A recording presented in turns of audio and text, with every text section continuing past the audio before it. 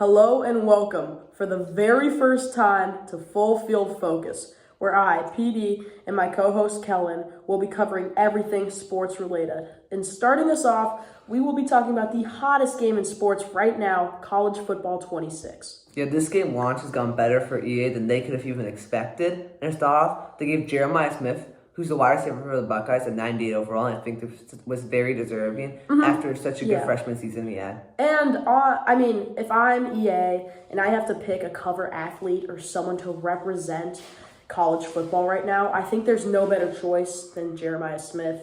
He tore it up last year. Great freshman year. He's going to be a crazy good player for his next how many years he plays in college. Yeah, you can tell they wanted him to be the face of the game with him being all the covers. You can tell they wanted him and Ryan Williams, who's also a 95 overall for freshman or now sophomore wide receiver for the Alabama Crimson Tide, to be the faces of this game, because I think for the next couple years they will be the faces of college football with Arch Manning. Yeah, and I think another high-rated player who deserves it, Anthony Hill Jr., he was rated a 95, along with Jeremiah Love, also a 95. Yeah, I think Jeremiah Love honestly might be a little underrated. I think he's by far the best running back in college football, and I think he might be on that Jeremiah Smith level, or the Jeremiah Smith level, because he's just so explosive and he takes over the game when he's out there for Notre Dame. Yeah, I think all five of those players very hot, deserving, and I like how they kind of went in the opposite direction of Madden. Whereas in Madden, they have that many guys just at 99. Yeah, and I kind of like the idea of not having a 99, not having a solo best player, unless the guy really deserves it. If Jeremiah Smith has another season like he did last year. Exactly. Yeah, I think if Jeremiah Smith has another year like that, he should definitely earn the first college football 99 rating in what? When was the last game? CFB 14? Yeah, so in over 20 years, he would be the first. No, 10 years. CFB 14 was in 10 years? My bad. I'm sorry. 10 years. All right. Another thing about College Football 26, which makes it such a good game, is the gameplay features are much smoother. Yeah, I definitely have played it, and the players move slower, which is although it might seem like it would be more chunky, it honestly feels better because it felt like in CFB 25. Although it felt nice, the players moved so fast that it felt like the game was sped up. Now it feels at a nice speed where I think now they don't have to change it anymore. I think it's kind of perfect now. Yeah, I don't have the game myself just yet, but I have seen many videos of it already. The gameplay definitely looks a lot more like real life than 25, and it looks much more well-paced than 25 was. Yeah, I definitely agree. All right, now we are going to be moving on to a certain rookie's debut. That rookie, Cooper Flagg. Today in the Summer League, he played Bronny James and the Lakers in a thrilling game. Yeah, I remember watching it, and this may have been one of the best Summer League games I've ever watched. Although the Mavericks did come out top 87-85, Bronny James almost had a chance to tie the game and send it into overtime, which I really think the Lakers would have had a chance to win. I think it was actually winning, because he missed a 3 to win. Yeah, both players did, although they didn't have their best games, they had pretty good games. For example, Bronny James put up 8 points, 2 assists, 2 rebounds, and he went 2 for 8 from the field with 1 for 6 from 3-point range in only 21 minutes. Yeah, he definitely had a good game. But then you look at Cooper Flagg, he also had a pretty good game. 10 points, and while he didn't have the best field goal percentage, going 5 for 21, he still had 6 boards, 4 assists, and 3 steals. And only 1 turnover for a rookie is definitely not that bad, especially when you hear the guy say after that it was one of his worst performances ever. If he's out there saying that after the game, I am scared of what he has in store. Yeah, I definitely agree. And I honestly think he showed a lot of promise, but I also think Bronny, although he didn't have a great game, I think he showed a lot of promise of being able to take over an offense, and I think he's kind of proven that he may be able to be a good role to bench point guard for teams in the future, even when his dad retires. Oh, 1,000%. And speaking of his dad, when your dad is LeBron James, it's really hard to not be NBA level talent. But I think last year a lot of people doubted him. His rookie campaign was definitely not as good as people had hoped. People were already writing him off. People were saying to send him to the G League. And I think now that he's in the Summer League and he's kind of developing, he's played that full year, he knows what he needs to do. This game, although he didn't have the best stats, he definitely looked like a lot better and more complete of a player than he did at all last year. And so I think he's going to make a huge leap in year too. Yeah, I definitely agree. I think he'll make a huge leap. I still don't think he will ever really be a true starting caliber player, but I think he could be a guy that next year averages like 6 points and 3 assists a game for the Lakers. Yeah, I could definitely see that happening in the future, but I mean, there is a good chance he's got, I mean, the best player, arguably the best player in NBA history Bulls fans, arguably the best. Yeah. And so when you have him as your dad, I think he's going to have a ton of learning tips and practicing. And work ethic that you get from. Yeah, and once again, going off of that, the James family, like we just said. Oh, Sorry, guys. sorry about that, but like we just said, James family. If your dad is LeBron James, you're guaranteed that you're going to be at least somewhat good at basketball, which brings me to Bryce James. Yeah, although he might not be as highly touted of a prospect as Bronny James was at the same time, Bryce has really showed scouts that he can be a 3-and-D wing and can be a pretty good three-point shooter, and that's why Arizona's already signed him to a contract or a scholarship. And honestly, I think he could be a really good player for this Arizona team, and I think he could easily score over 10 points. And in the next couple of years, if he grows in college like people are expecting him to, be a first-round pick. Yeah, and I think that also brings up the question of who might be better during their career. I think since it's guaranteed that both Bryce and Bronny will at least have somewhat lengthy NBA careers if it works out for them, who do you think might end up having the better career, Kellen? I think that Bryce has more potential, but I think Bronny will have the better career. But I just don't see Bryce developing the handle that Bronny has and the ability to control an offense. And although Bryce is taller, it's only by 2 or 3, maybe 4 inches. So I don't see a world where, unless if Bryce really shows off and proves he can be a true amazing 3-point shooter and a great defensive player, I don't think he can be that amazing player. And I don't think he even has a chance to be that bench guy that Bronny will be. Yeah, I think I have to agree. I mean, Bronny already has NBA experience, and so since Bryce doesn't, it's definitely more clear cut, at least for now. And I don't think you're really able to make a decision just yet until both players have had a chance to play in the NBA. But I think, yeah, if I had to pick, I'd pick Bryce. All right, now, I mean, that was a great game. Mavericks, great win. But do you want to know about a different great game? That's right, Madden 26. We're about to cover all of the new Madden 26 teasers that came out just this week, I believe. Yeah, so we're going to start off with the new coaching abilities that they've added. Basically, what those will allow is when you create a character as your coach, instead of it being you create your coach and then you kind of make decisions that make it, you immediately choose an archetype, which will allow you to get abilities and help your team grow, but it also will disadvantage you. Let's say you want to be an offensive guy, your offense may be really good, but it'll disadvantage your defensive side of the ball, which will make it harder to coach the defensive, but easier to coach the offensive. And if you remember, I forget what they were called from past Maddens, but I think it's supposed to be kind of an update and a remake of the coaching abilities or upgrades you could purchase. You would earn them throughout games depending on how many goals you completed, and then you could go to your staff tree, go to your coach, and you could buy different upgrades. I believe this is supposed to be kind of a remake of that with more kind of diversity and more impactfulness from the upgrades. Another new thing, and I think this has been very 50-50, the new weather. The weather is going to affect football very much for Madden 26, and from some of the clips we've seen, players can slide, field goals can be missed wide right or just not make it.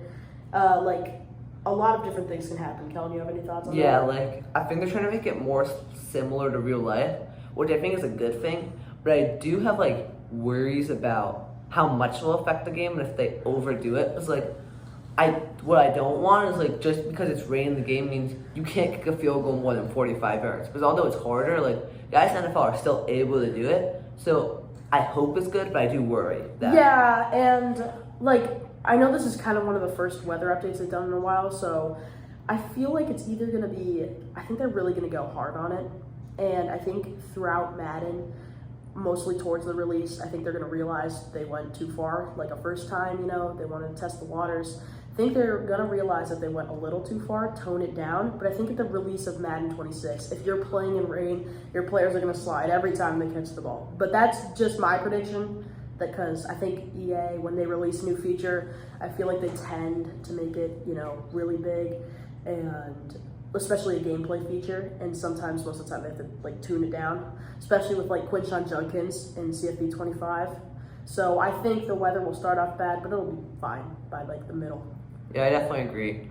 But then we also have to go to that, like, normally in Madden, they do have, like, the interviews and stuff, like, during it, which I think the original idea, they kind of upgraded this time, but now it will affect their job security, which is a new thing they added. Yeah, and just to add on, most of these updates are to franchise. Like, obviously the weather is for all sorts of games, Yeah. But, like, the job security, the coaching abilities, and some of the other stuff we'll be talking about is mostly all for franchise mode. It's a huge game for franchise. Yeah. And then, but basically, they kind of have this in college football, but basically, they've always had, but basically, the decisions you make will decide how likely you are to be fired. And if you're on, like, the hot seat because you haven't been performing well, those can really matter. And, like, will make or break if you get fired or you're going to keep your job for one more year. Another thing that I think they're adding, which is really going to help, is improved draft logic. And we've seen this in past Maddens, and I'm sure you have too if you've had at least, 3 franchises total. Usually when you make it to the draft, there'll be a nice, let's say, what's a team that doesn't really have a good quarterback situation? The Saints. Yeah, we'll say the Saints. The Saints will be on the clock first. There'll be tons of good quarterback prospects, and all of a sudden they just take a random defensive end. That has happened to me so many times in my franchises, and finally Madden is taking it upon themselves to fix that, where teams will actually draft by their biggest need and will really put an emphasis on it if it's like a skill position or quarterback. Yeah, I definitely agree, and I think it will really help. But also, you have to look at how, like, the coordinator abilities are, like, now going to matter even more, because they also had abilities to, like, your offensive and defensive coordinators, which I think they've had, like, coordinators in the last couple months, but I don't think they mattered as much as they hoped. And I think, like, this year, they will make it matter more, and it will, like, the coordinators you decide will affect how good your team is. So it's going to put a lot more emphasis on choosing the right guys and guys that will help your team win right now, and that will stack abilities with your coach. Yeah, I think that's great. I mean, coordinators matter in real life, so why shouldn't they matter in Madden? I think it's a great idea, and definitely I think this will make me not ignore coaching scenarios and my coach as much as I do already in franchise. So yeah, that really works. And there is new features too. They're not just changing old stuff. Quarterback DNA has been announced for this new Madden, which is supposed to really put quarterbacks way more in depth. Yeah, like, basically what it's going to do for quarterbacks, it's going to, like, their throwing styles are going to be like they are in real life. Even, like, their things like their stance and stuff like that, and before snaps, like, it's going to feel like you're playing with that actual quarterback and not just the quarterback that looks like that quarterback. Yeah, I mean, especially I feel like that's eminent for quarterbacks who really have a specific throw style. Like, if you'll see like an outline like of a player throwing, you'll know it's that player if they throw it like they do. I think there are many players in the league that just, you can tell who it is. Like Mahomes with his iconic sidearm. I think it's just really a good feature to make quarterbacks look more like themselves. And not only are we having quarterback DNA, we have coach DNA as well, which is basically the same thing as quarterback DNA, but for already existing coaches in the NFL. Yeah, it's going to be kind of like the same thing as quarterback DNA, except for coaches. So their play calls in certain situations will seem like the actual coach. Will make it like when you're playing, let's say, the Chiefs and Andy Reid one game, it will not feel like you're playing the 49ers and Kyle Shanahan the next. Like, they'll feel totally different when you play them. Yeah, and especially I think the more experienced and well-known a coach is, the more you're going to be able to recognize them, just like the quarterbacks. Like, I mean, for the Vikings, we really run blitz-heavy defense. And so when you're going to be playing the Vikings in Madden, you will notice, like, when you're on offense, they're going to be running a lot of blitzes. Yeah, in addition, they also added improved movement, which will kind of make the gameplay smooth like they did in college football. and I think they'll make it a little bit faster in this Madden. Because in college football, it was more like they wanted to make it a little bit slower because CFB 25, although it was good, the movement was sometimes felt a little too fast. I think it's the opposite in Madden. I feel like sometimes it feels a little too slow. So I think they're gonna make it a little bit faster, and I think they will get the sweet spot this year. 1,000%. One of our last pieces of new data is a new sphere of influence. Yeah, this is for superstar mode. So like your road to glory, except for the NFL. And basically what this is when you get into the NFL, you start making connections with people like a real quarterback would. Except this year, they really matter because they can help your players get upgrades, and they can also help you get better contracts and help you get to new teams when you want to. Yeah. I mean, I think that's going to matter like it does in real life. I think a lot of these updates are very more realism based, which is something you don't really see from EA a lot when making a new Madden or college game. Really, like, they tend to focus on the fun stuff or honestly more just like money making features. Yeah. But this year, I think they're really focusing more on the nitty gritty. I think honestly this year it reminds me of if I had to put it in like NFL terms, it feels like usually EA always tries to go for the flashy pick, like a wide receiver or a quarterback or a running back in the draft, even if you don't need it. But this year they're really drafting, they're drafting the trenches, like the O-line, O-line, D-line, like stuff that is not a flashy pick, but it is stuff that you really need and is great to build off of. Because now that Madden has all these features that they've needed, it might not seem like too much of an exciting Madden update, like in general. But with all of these new features added, future Maddens, we will be able to make more like of those flashy picks, like wide receivers. But in this term, it will be able to add more fun features for us because we'll have all this stuff down. It's going to lower complaints, and they'll have more time and more space to add more fun features. Yeah, I definitely agree. And also keeping on superstar mode, they also added NFL narratives, which will let's say you're a quarterback like Patrick Mahomes and you're coming off a bad week, there's probably bad press about you, which will, although it doesn't totally change, it kind of changes your approach to a new week. Like, what do you need to fix? What do you last time you got sacked this many times? Now you got to work on your ability in the pocket. That is going in the superstar mode. So let's say 1 week you got sacked a lot. The next week, basically, you in your practices you will work on staying in the pocket for longer without getting sacked. Mm-hmm. All right. Finally, we will be moving on to our last segment of the video. Now, for every podcast that we do, at the end, we are going to have a segment where we predict one team's 2025-2026 season record. And this week, we will be doing the Chicago Bears to start us off. All right. Their first game of the season is a home game versus the Minnesota Vikings. Mm-hmm. In my opinion, I do think it's going to be a really close game, but I think the Vikings... Actually, no, I think the Bears will take this game because although I think the Vikings are a better overall team, I think it's in Chicago, and it's J.J. McCarthy's first game of his career, and I think he will have... every quarterback has early game struggles. Yeah. And as a Vikings fan myself, I mean, as much as I'm going to root for the Vikings, and I really hope they win, and I think they have a chance, but when you look at it, we've got basically a rookie quarterback. He's never played an NFL game. He's got experience, but at the same time, he's going into his first game at what I'm assuming to be a very full and packed Soldier Field filled with Bears fans. And honestly, this team has the most heart I've seen out of any Bears team in a while. I feel like they finally, put it together. Caleb entering his second year, and I mean, he could be the Bears' first 4,000-yard passer. Ben Johnson, their new head coach, I think there's so much optimism for this team that fans and the team themselves are going to completely demoralize the Vikings. And while they will have a chance to win, I think it'll be a close Bears victory. Yeah, I definitely agree. Now, going on to week 2, they're away against the Lions. Honestly, I think this is going to be a blowout. I think the Bears are going to get blown up by the Lions. I don't think it's going to be that close.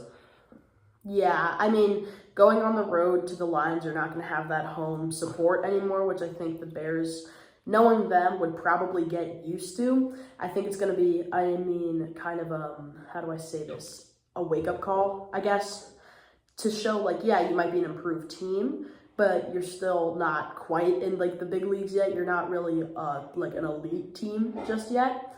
And so I think they're going to drop this one on the road to Detroit. Yeah, definitely. I definitely think like this will be a loss. Then now they're 1-1, and we'll be facing the Dallas Cowboys at home. I think this is gonna be a close game, but I think that the Cowboys will beat them. I think the Cowboys are very improved this year with Dak and like with CD. I just think their offense will overpower the Bears. 1,000%. While it will be a close game, just like the Vikings one, the reason I think Dallas will win is I really think we're gonna see MVP Dak again. He's coming off that injury, but he was slinging the rock really well before he got injured last year, and now he's coming back to George Pickens and CD on a new offense. I think he's going to have a great year throwing the ball, and he's really going to improve off of everything he's done in the past couple of years. Yeah, I definitely agree. Then they're going away to face Las Vegas Raiders. I think a lot of people think it's going to be a blowout, but like the Bears, I actually think the Raiders take this game at home in Las Vegas. I think people underestimate the Raiders because they have Ashton Genty. Geno Smith, although he might not be a top guy, he still is a huge improvement over Aiden O'Connell and Gardner Minshew. And honestly, like they probably have one of the best, if not the best tight end in the league right now, Brock Bowers, and a much improved defense. So I actually think they take this game over the Bears. Well, listen, as much as I hate the Bears, I think that they're still the Raiders. They've definitely improved. They're going to get better. They've got a ton of young talent. But at the same time, Geno, he's good, but he's not elite. And I don't think he has the right weapons around him to actually do as good as he did in Seattle, considering, I mean, he lost JSN, he lost Kenneth Walker, and Ashton Genty is still good, but he's still in his rookie year. This is going to be only his fourth game. I don't know if he'll be fully warmed up yet. And really his only option to pass to is kind of just Brock Bowers. And I guess Jacoby Myers. But really, I think he's not going to be in the right situation. And I think the Bears are a better team. I think the Bears will take this one. Even though it's on the road, I think the Bears will be fine. I think they'll take care of business. Yeah, I definitely agree. And then they go into their bye week. Wait. But also, I mean, hey, leave a comment down below, on who you think. Sorry, I had to plug it real quick, who you think is going to win that game. Bears, Raiders. I mean, you let us know. I mean, I think we'll put that down as a win for now, for the time being. But, I mean, it'll be a tiebreaker. We'll let the comments decide. All right, going into our bye week, get the rest you need, game plan. I mean, kind of an early bye week, but it's fine. And then they go on the road to face the Commanders, primetime game. Listen, I know the storyline is set up perfect. I know that this is the perfect scenario. You're coming off your bye week. You've got a completely new team. You're ready to win, and you're going up against the team that beat you with a Hail Mary last year. I know it's perfect, like fairy tale. Yeah. And it really sets up for the Bears to win, except I don't think they do. They're on the road, the Commanders. While the Bears improved, the Commanders did too, and they were definitely a better team last year. So I seriously think the Commanders will take this one. I definitely agree. I think the Commanders will win at home. Although the Bears are improved, the Commanders are improved too, and I think the Commanders are a sneaky Super Bowl favorite, and I just don't think the Bears can win in Washington. I think it could be a different story if it was in Chicago, but right now it's in Washington, and I could see it, but I don't really think that the Bears team will win this game. Yeah, and I mean, as long as Tyree Stevenson is on the roster, I don't think they're going to have any chance against the Commanders. All right, moving on, Week 7 against none other than the New Orleans Saints. I think we can come to a consensus. This will be a pretty easy win for them. I think we could pretty much move on to Week 8, which is at Baltimore, which honestly, maybe you have a different opinion, but I don't think this game's going to be close. I think Baltimore come out here with something to prove, and they will dominate this Bears team. Last year, Caleb Williams definitely struggled with accuracy, especially on the deep ball. And the fact that he's going to have to go to Baltimore, who literally just assembled the Avengers with their secondary, Kyle Hamilton, Jair, and Marlon Humphrey. Probably the best secondary in the league. Hot take, I think they hold Caleb to under 150 passing yards. I think this is really going to be a great defensive masterclass from Baltimore. And I think Baltimore's going to take it home, scoring at least 4 touchdowns. Yeah, I definitely agree. And then we're going into week 9, which is the Bears at Cincinnati. This game, although I think it's going to be closer than the Baltimore game, once again, I just don't think the Bears are ready to beat a team like Cincinnati in Cincinnati. And I think Cincinnati will win this game by like 10 or 14 points by 2 scores.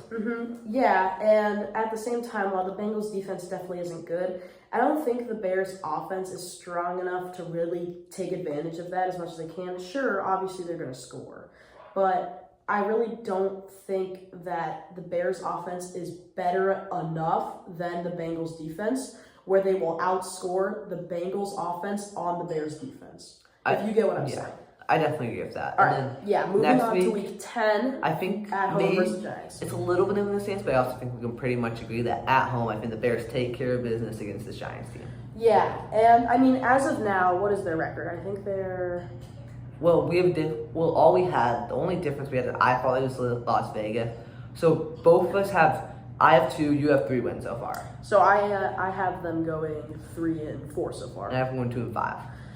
All right, well, moving on to the game at the Vikings, I think this one's a different story. They don't got that home crowd advantage. Their record's not too well so far. I think they're going to be a little demoralized. McCarthy's going to have way more experience, and if that really shows, and this Vikings team, they don't even really need to show up fully. They've got all the advantages they need. If they just, play good, like, regular football, I think they'll come out on top.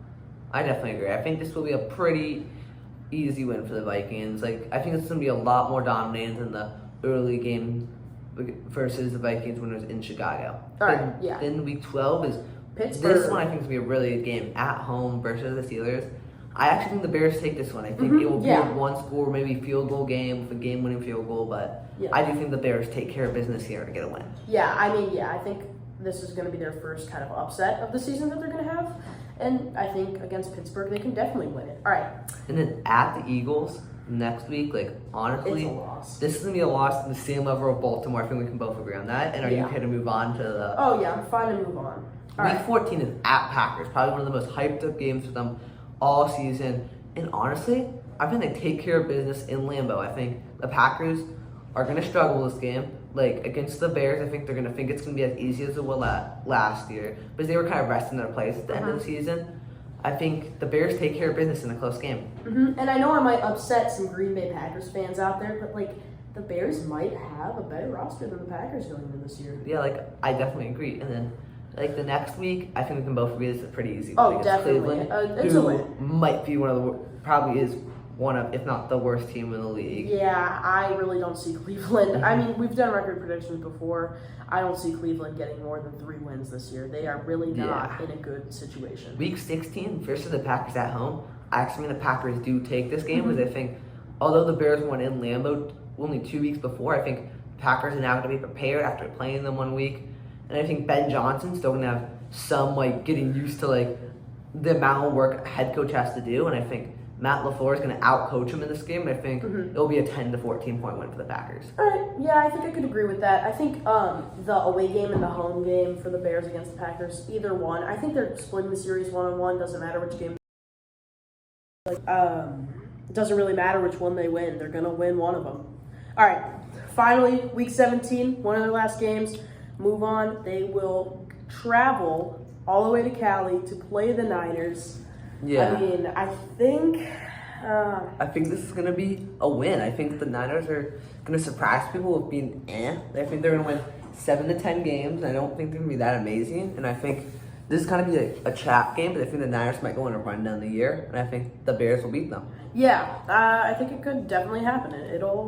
The Bears will shock some people one of the last games of the season. And that takes us to their official last game of the season at home against the Detroit Lions. And I think it will be closer than the one before, but yeah. I do honestly think that the Lions will beat them again, and pretty convincingly. Yeah, definitely. I think it's the end of the season.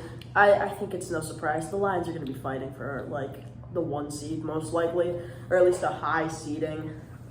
So I think going into that last game, they're really going to be playing for much more than they were week 2. And even though the Bears are at home this time, I think the Lions come out on top. All right. that's going to do it for the very first ever episode. I mean, I think this was a great episode, perfect length. Let us know if you want them to be a little shorter, a little longer, what types of videos, and maybe we'll have some guests. But for the first ever time, PD and Kellen signing off. Full field focus. We will see you next time.